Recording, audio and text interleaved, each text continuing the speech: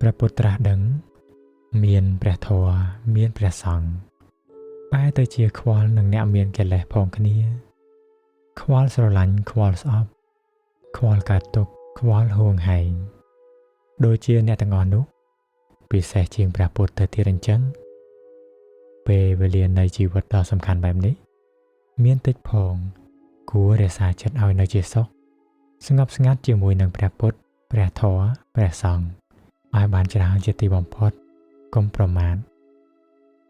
នៅក្នុងអបមាទវគ្គវគ្គទី2នៃព្រះគាថាធម្មបទព្រះពុទ្ធអង្គទ្រង់ត្រាស់សម្ដែងថាសេចក្តីមិនប្រមាទជាផ្លូវនៃសេចក្តីមិនស្លាប់សេចក្តីប្រមាទជាផ្លូវនៃសេចក្តីស្លាប់ជនទាំងឡាយដែលមិនប្រមាទហើយឈ្មោះថាមិនស្លាប់ជនទាំងឡាយដែលប្រមាទហើយទុកដូចជាមនុស្សស្លាប់ទៅហើយ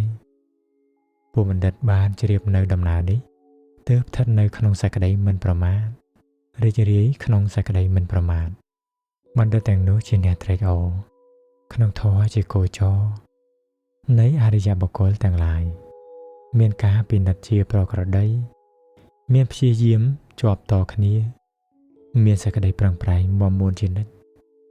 ជាអ្នកមានប្រាជ្ញាតែងប៉ះពាល់នៅព្រះនិព្វានជាទីក្សេមសាន្តចៈយោគៈជាគុណជាតិដ៏ប្រសើរបំផុត